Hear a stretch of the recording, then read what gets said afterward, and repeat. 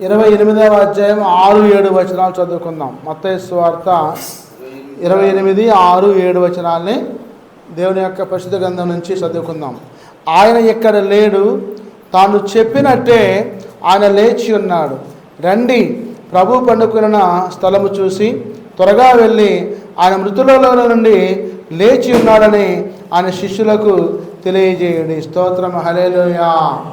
కాబట్టి ప్రియ సహోదరి సహోదరులారా, మరి యేసు ప్రభు వారు విశ్రాంతి దినం గడిచిపోయిన తర్వాత ఆదివారం తెల్లవారుచుండగా, అంటే ఈ సమయంలోనే ఆదివారం తెల్లవారుచుండగా కరెక్ట్గా ఈ యొక్క 5 గంటల సమయంలోనే యేసు ప్రభు వారు మరి ఆ మగ్దలేని మరియా, వేరొక మరియా, యోహన్నా వచ్చి చూడటం కోసం సమాధి కాడికి వచ్చారు.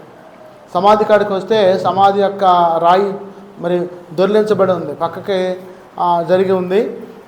చూశారు. అది చూసి ఆ యొక్క ప్రభు దూత పరలోకం దిగి వచ్చి రాయి పొర్లించి దాని మీద కూర్చొని ఉన్నాడు. యేసు ప్రభు యొక్క దూత వచ్చి ఆ రాయిని దొర్లించి దాని మీద కూర్చొని ప్రకాశమానమైన వెలుగుతోటి దగ్గర మెరిచిపోతా కూర్చున్నాడు. ఆ లోపల నార వస్త్రాలు పడి ఉన్నాయి, తలపాగా పక్కన పెట్టబడి ఉన్నది. మరి తలపాగా దగ్గర ఒక దేవదూత, కాళ్ళ దగ్గర ఒక దేవత కూర్చొని ఉంది.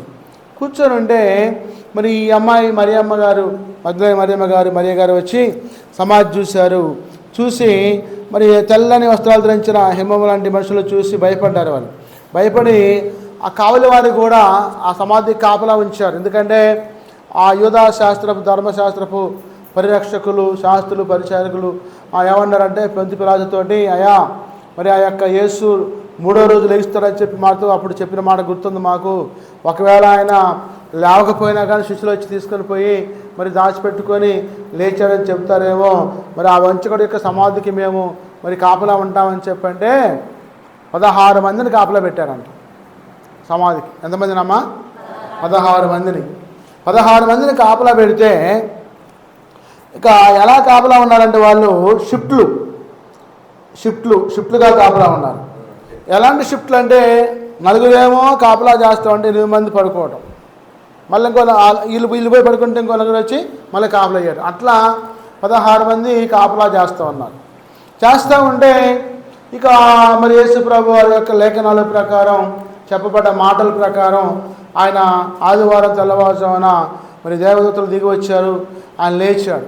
ఎలా లేచారంటే అప్పుడు సమాధిలో పెట్టే ముందు మరియమ్మ గారు, మరి కురేనుడు సిమోను, మరి అలాగే మరి నికోదేము వీళ్ళిద్దరూ వెళ్ళి పొంతి పిలాతుతో మాట్లాడారు.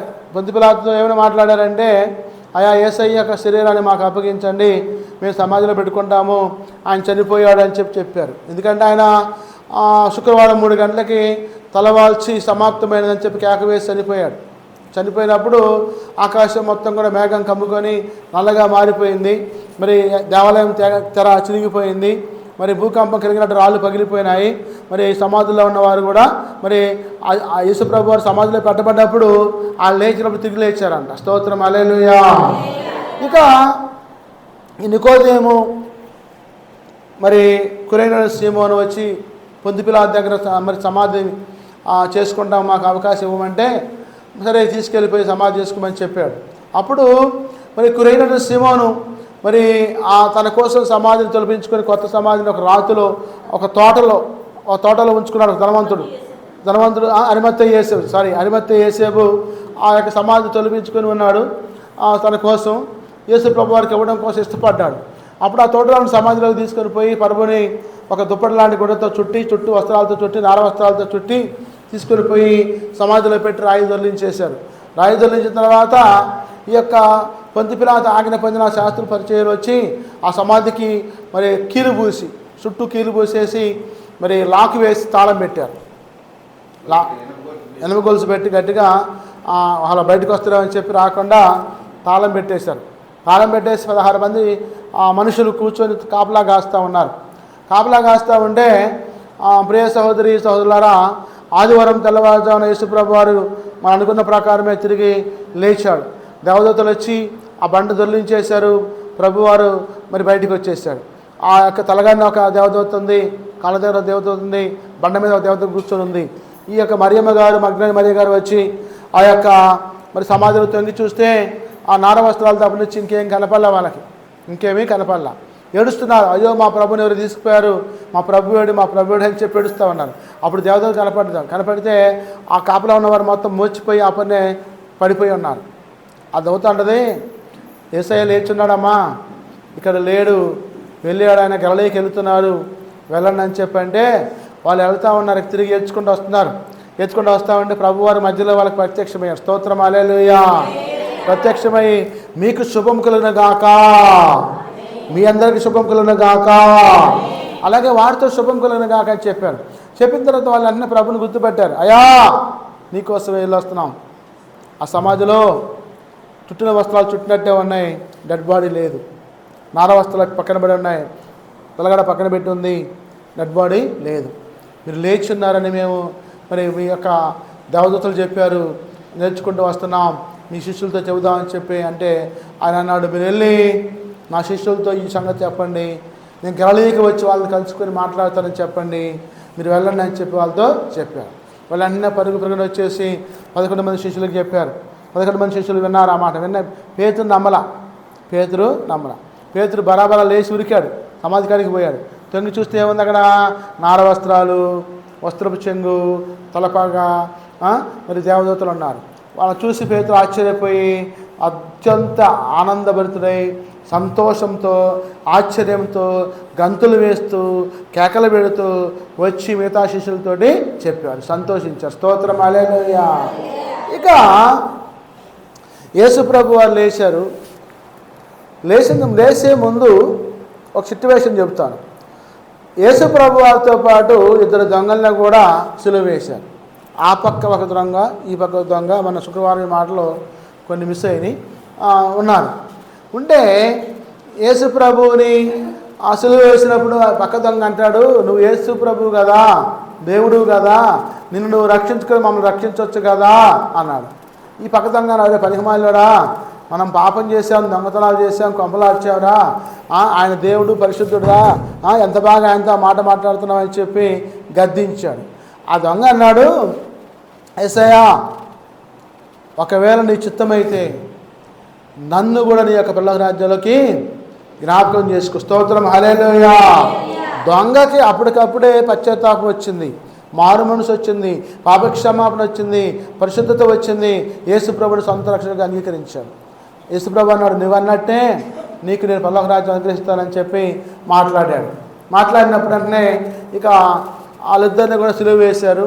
సిలువ వేసిన తర్వాత వాళ్ళు సాయంత్రం 6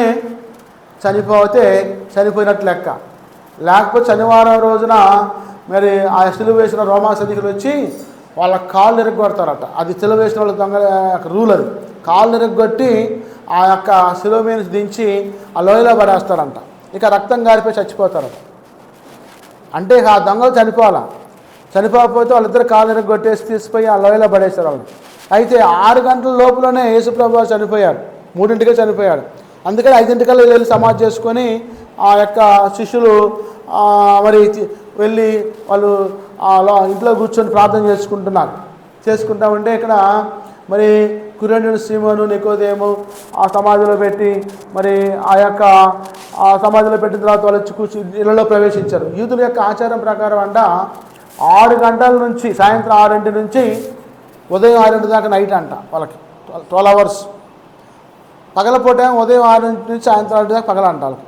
అలా 24 hours. ఏదైనా సరే 6 గంటల లోపు అయితేనే పగలు, 6 దాటితే నైటే. కాబట్టి ఆ సమాధిలోకి 6 గంటల లోపల పెట్టేశారు, 5ంటికే తీసుకుపోయి పెట్టేసిన తర్వాత యేసుప్రభు వారు ఆదివారం తెల్లవారుతా ఉంది. మగ్దలేని మరి అందరూ చూశారు, శిష్యులు చెప్పారు. శిష్యులు మొత్తం కూడా అత్యానంద భరితులై సంతోషంతో ప్రార్థన చేసుకుంటూ ఏడుస్తూ ఉన్నారు. ఎందుకంటే మా ప్రభు లేచాడు, ఆయన చెప్పినట్టే మరి మేము చూస్తామని చెప్పి గలిలయకి వస్తారని చెప్పారంట. ఈ యొక్క మరియమ్మతోటి మగ్దలేని మరియమ్మతో అని చెప్పి వాళ్ళు ఎదురు చూస్తూ ఉంటే పిల్లరా యేసు ప్రభు వారు ఇక సమాధిలోంచి లేచిన తర్వాత మరి మొట్టమొదటిగా మగ్దలేని మరియకి కనపడ్డాడు. తర్వాత పేతురికి కనపడ్డాడు 2. ఇక ఆయన ఒక ఎమ్ఐ అనే గ్రామం ఉంది యెరూషలేం ప్రక్కన. ఆ గ్రామం 12 కిలోమీటర్లు ఎక్కడి నుంచి? యెరూషలేం నుంచి ఎమ్ఐ గ్రామం 12 కిలోమీటర్లు. ఇది లూకా సువార్తలోకి వద్దాం మనం. లూకా సువార్తలోకి వస్తే చూడండి, ఒకసారి పరిశీలిద్దాం. 24వ అధ్యాయము లూకా సువార్త 13వ వచనంలో ఈ మాటలు రాయబడాయి. ఇదిగో ఆ దినమందే వారు ఇద్దరు యెరూషలేమునకు ఆమడ దూరమున్న ఎమ్మాయి అను గ్రామమునకు వెలుచు జరిగిన సంగతులను గురించి ఒకరితోనొకరు సంభాషించుచుండిరి. ఇక్కడ ఎమ్మాయి గ్రామానికి ఇద్దరు వ్యక్తులు బయలుదేరారు. ఆ ఇద్దరు వ్యక్తులు ఒకరి పేరు ఏం పేరు? క్లైఫా. ఏం పేరమ్మా? క్లైఫా. ఇద్దరు వ్యక్తులు, ఒక వ్యక్తి పేరు క్లైఫా, ఇంకో వ్యక్తి పేరు రాయబడలేదు. ఇక వీళ్ళిద్దరు మాట్లాడుకుంటూ వస్తూ ఉన్నారు. యెరూషలేము నుంచి ఎమ్మాయి గ్రామానికి వస్తున్నారు. అంటే మన కొత్తపాలెం నుంచి వెళ్ళదొచ్చినట్టుగా వస్తూ ఉంటే వాళ్ళు ఏమని చెప్పుకున్నారంటే, ఆ క్లైఫా అనేవాడు కానీ పక్కన ఉన్నవాడు కానీ అనుకోండి, అయ్యో ఎంత దారుణంరా, ఎంత ఘోరం, నజరేయుడైన యేసు ప్రభు వారు మనకు యూదులను రక్షించడం కోసం వచ్చిన ప్రవక్త, ఆయన ఎన్నో సూచక్రియలు చేశాడు, అద్భుతాలు చేశాడు, మహాకార్యాలు చేశాడు, చనిపోయిన వారిని లేపాడు, గుడ్డివాడికి చూపించారు, మగవాడితో మాట్లాడించారు, కుంటివాడితో నడిపించారు, పక్షవాయుకుల వారిని స్వస్థపరిచాడు, రోగులు స్వస్థపరిచాడు, దయ్యాలు ఎలగొచ్చాడు, ఎన్నో అద్భుతాలు చేశాడు మన కోసం. అటువంటి ప్రవక్తని శాస్త్రులు, పరిచయులు, యూదులు పట్టుకొని అన్యాయపు తీర్పు చెప్పి ఆయన్ని మరణానికి అప్పగించి సిలువ వేశారు. ఎంత ఘోరమరా! ఆయన ఈరోజు తెల్లవారుజామున మన ఆడవాళ్ళు వెళ్తే, మగ్దలేనే మరియ, మరియ, హోహన్నా వెళ్తే వాళ్ళు చూసి యేసు ప్రభు వారిని ఎంతో సంతోషపడి వచ్చి శిష్యులతో చెప్పారు మరి అని ఈ మాటలు చెప్పుకుంటా ఉన్నారు. ఈ లోపల మూడో వ్యక్తి వచ్చి జాయిన్ అయ్యారు. వాళ్ళతో పాటు నడుస్తున్న వ్యక్తిలాగా వచ్చాడు. వచ్చి ఏం మాట్లాడుకుంటున్నారయ్యా అన్నాడు. ఏం లేదయ్యా, యేసయ్యను మా వాళ్ళు మరి పట్టుకొని సిలువ వేశారు, ఆయన తెల్లవారుజామున ఈరోజు లేచారంట, మరి అందరూ చెప్పుకుంటున్నారని చెప్పి ఉదయం పూట వాళ్ళు ప్రయాణం చేస్తున్నారు. ప్రయాణం చేస్తూ ఉంటే వాళ్ళతో పాటు యేసుప్రభు వారు నడుచుకుంటూ వస్తున్నారు. వస్తూ ఉంటే యేసుప్రభు వారు అంట మరి వాళ్ళతో మాట్లాడుతున్నాడు. ఏమని మాట్లాడుతున్నారంటే, మీరు మోషే ధర్మశాస్త్రమును ప్రవక్తలు చెప్పిన మాటలను ప్రకారము ఆయన మరి ఈ లోకంలో లేచి ఉన్నాడు, లేఖనాలు నెరవేర్చడం కోసం, ధర్మశాస్త్రం నెరవేర్చడం కోసం మనుష్య కుమారుడికి ఈ లోకంలోకి యేసుప్రభు వారు వచ్చిన్నారని చెప్పి వాళ్ళతో చెప్తున్నారంట. చెప్తా ఉంటే అప్పుడు వాళ్ళకి యేసుప్రభు గురించి మరి ఆయన చేసిన కార్యాల గురించి చెప్పుకుంటూ మరి ఏడుస్తున్నారంట.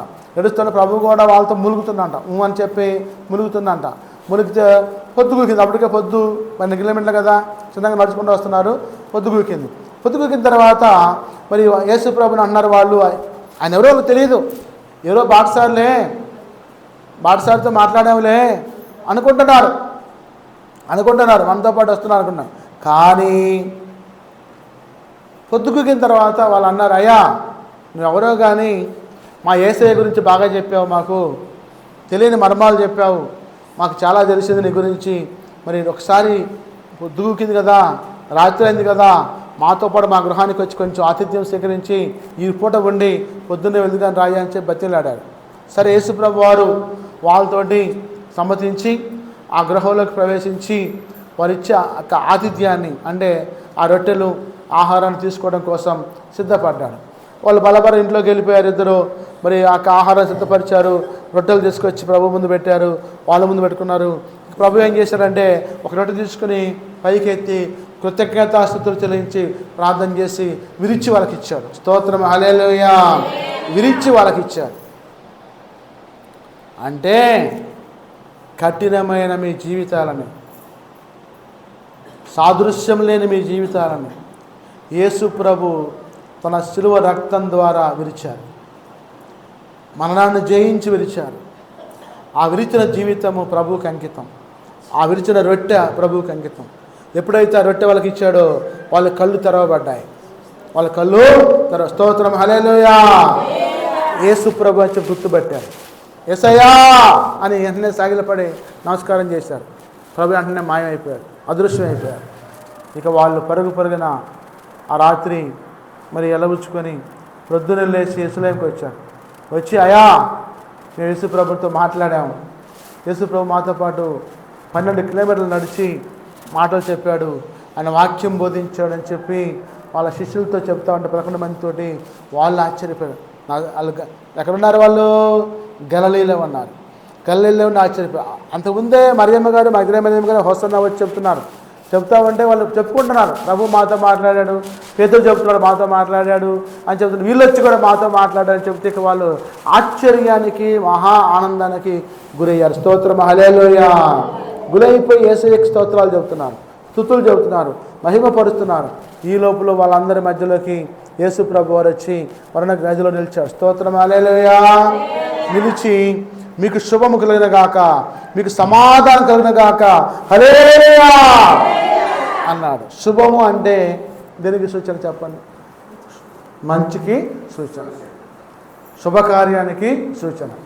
సమాధానం అంటే నీ యొక్క జీవితంలో సమాధానం లేకపోతే, నెమ్మది లేకపోతే, మరి నీలో నీకు దేవుని యొక్క కృప లేకపోతే దేవుడు నీ హృదయాన్ని సమాధానపరచ అంటే నెమ్మదిపరచడం అంటే చూడండి, ఇక్కడ సమాధానం అందరికి సమాధానం వచ్చింది.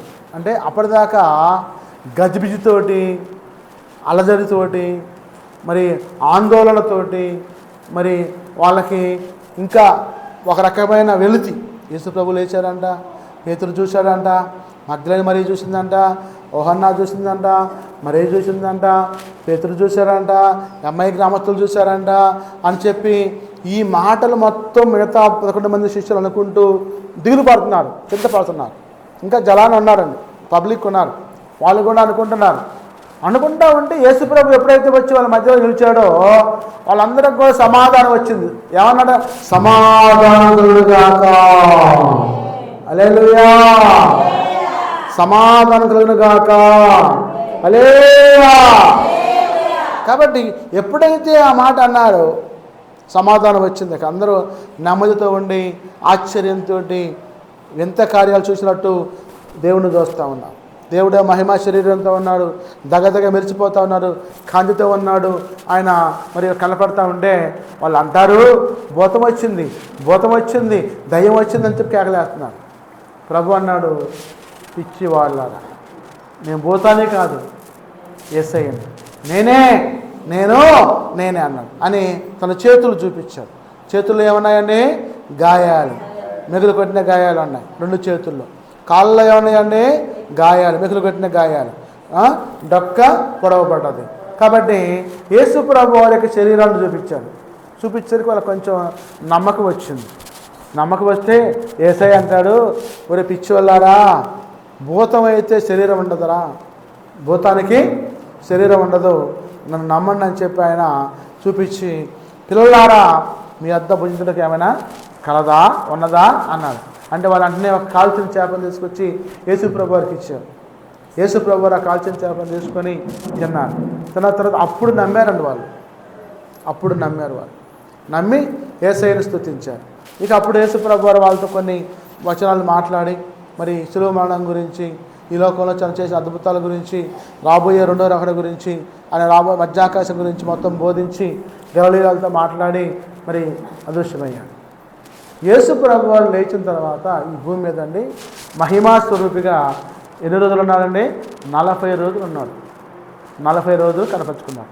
ఆ యొక్క గలిలయలో కానీ మరి ఇతర ప్రాంతాల్లో కానీ 40 రోజులుండి తన శిష్యులకి కనపడుతూ, వారితో సంచరిస్తూ, వారితో మాట్లాడుతూ, మరి తన పరలోక రాజ్యంలో చేరే ముందు అద్భుతాలు చేసిన విధానం బట్టి వాళ్ళకి ఆ ఆశ్చర్య కార్యాల గురించి, వాళ్ళకి వాక్యం గురించి, ధర్మశాస్త్రం గురించి బోధిస్తూ వివరిస్తూ ఉన్నారు. ప్రభువుని వాళ్ళు గణపరిచయం ఉందండి. చూడండి, ఇక్కడ వాక్యం మాట్లాడుతూ ఉంది. రోమపత్రిక 6వ అధ్యాయము 8 నుంచి 10 చదవండి. రోమ 6:8 నుంచి 10. 6:8 అపోస్తలుడు పౌలు గారు రోమీయులకు రాసిన మనము క్రీస్తుతో కూడా చనిపోయినలా మృతులలో లేచిన క్రీస్తు ఇకను చనిపోడనియు, మరణములకు ఇకను ఆయన మీద ప్రభుత్వం లేదనియు ఎరిగి ఆయనతో కూడా జీవించదమని నమ్ముచున్నాము.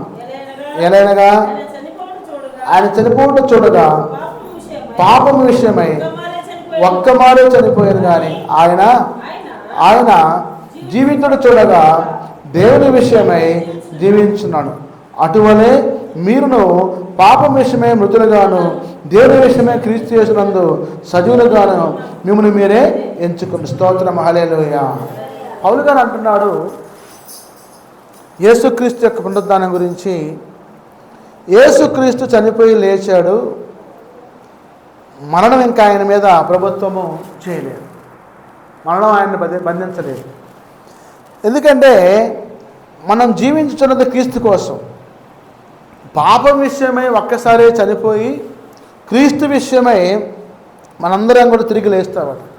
అంటే యేసు ప్రభు వారి యొక్క రక్తము చేత కడుగబడి శుద్ధీకరించబడి ఆయన రాజ్యంలో ప్రవేశించే వారసత్వాన్ని మనం సంపాదించుకొని దేవుని యొక్క ఆజ్ఞలకు, కట్టడలకు, నియమాలకు, నిబంధనలకు బద్ధులమై క్రీస్తుతో కూడా సజీవులుగా ఉండడం కోసం మనకు అధికారం ఇచ్చాడు. కాబట్టి అందుకే అన్నాడు, క్రీస్తు మనందరినీ కూడా సజీవులుగా చేయడం కోసం ఆయన ఏర్పరచుకోవచ్చు. స్తోత్రం, హల్లెలూయా. అంటే మరణాన్ని జయించిన యేసు మనకు కూడా మరి మరణాన్ని జయించే విధానాన్ని ఇచ్చాడు. మనం చనిపోయి తిరిగి లేపబడి మరి గొర్రెల గుంపుగా ఏర్చబడి దేవుని రాజ్యాన్ని ప్రవేశిస్తామట, తీర్పుకు అప్పగించబడతామంట. మేకలేమో నరకానికి పోతాయి, గొర్రెలేమో పరలోక రాజ్యానికి వెళ్తాయి. కాబట్టి మరణము ఆయన్ని బంధించలేదు, మనం కూడా సజీవులం కాబట్టి మరి మరణం కూడా మనల్ని బంధించాలి. కాబట్టి యేసు రాజ్యములో ప్రవేశించే అర్హత, భాగ్యము మనందరికీ కలుగుతుంది. అందుకే వాక్యం మీతో మాట్లాడుతూ ఉంది. మరి రోమాపత్రిక ద్వారా పౌలు గారు మాట్లాడుతూ ఉన్నారు. 1 కొరింథీయులకు రాసిన పత్రిక 15వ అధ్యాయం 4వ వచనం తీయండి. పౌలు గారు 1 కొరింథీ 15:4 తీసి చూద్దాం ఒకసారి. లేఖనముల ప్రకారము 3వ దినమున లేపబడెను, ఆయన కెఫాకును తర్వాత 12 మంది కనబడెను. అటు పిమ్మట 500కు ఎక్కువైన సహోదరులకు ఒక్క విషయమందే కనబడెను. వీరిలో అనేకులు ఎప్పటి వరకు నిలుచున్నారు. స్తోత్రం, హల్లెలూయా. అంటే యేసు ప్రభు వారు చనిపోయి తిరిగి లేచిన తర్వాత కెఫా అంటే పేతురు, కెఫా అంటే పేతురు, సీమోను. పేతురు కనపడ్డాడు, మగ్దలేని మరియకి, యోహన్నాకు, ఇంకొక మరియకి కనపడ్డాడు. అలాగే అమ్మాయి మార్గానికి వెళుతున్న 2 వ్యక్తులకి కనపడ్డాడు, 11 మంది శిష్యులకి కనపడ్డాడు, ఇంకొక 500 మందికి కూడా కనపడ్డాడు. స్తోత్రం, హల్లెలూయా. ఇంకా ఒక 500 మంది చూశారంట. అంటే యేసు క్రీస్తు సజీవుడు అని చెప్పి ఎంతమంది చూశారంటే 500 మంది చూశారు. 500 కంటే ఎక్కువ మంది చూశారు. అంటే ఇక్కడ వాక్యం చెప్తా ఉంది, మరి ప్రభు మాటల ద్వారా ఎక్కువైన సహోదరులకి, కెఫాకి కానీ, మరియం గారికి కానీ, ఓసన్నాకి కానీ, అమ్మాయి గ్రామస్తులకు కానీ 500 అబోవ్ అంటే అందరికీ కనపడ్డాడు. క్రీస్తు కనపరుచుకున్నాడు.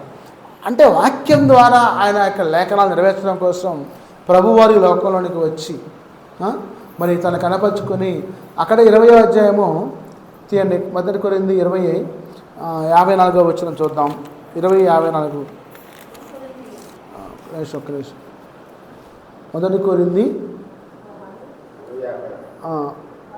16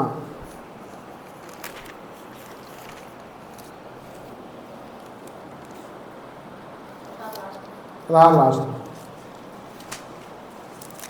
2:54 తీయండి. ఇది తప్పు రాయబడ్డది ఇక్కడ. స్తోత్రం. 2వ తిమోతి 1-8 దాకా చదవండి. 2వ తిమోతి 1-8, 11. 2వ తిమోతి 1-8, 11. 2వ తిమోతి 1-8 కాబట్టి నీవు మన ప్రభు విషయమై సాక్ష్యం గురించి మరి ఆయన ఖైదీ అయిన గుర్చిను సిగ్గుపడక దేవుని శక్తిని బట్టి సువార్త నిమిత్తమై సమానుభవంలో పల్లెవాడు ఉండము.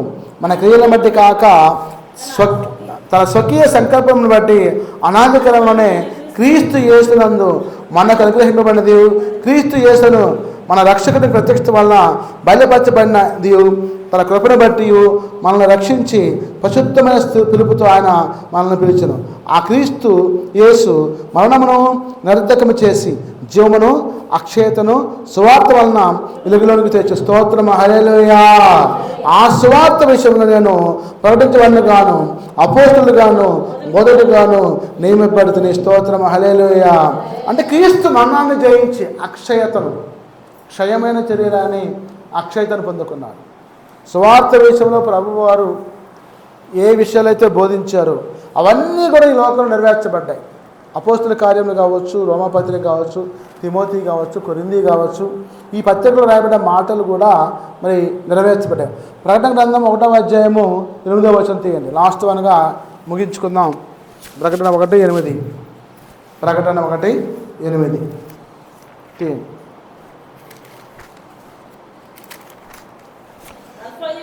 అల్ఫయు ఒమేగయు నేనే, వర్తమాన భూత భవిష్యత్తు కాలంలో ఉండేవాడను నేనే అని సర్వాధికారి దేవుడకు ప్రభు సెలవిచ్చుచున్నాడు. స్తోత్రం హల్లెలూయా.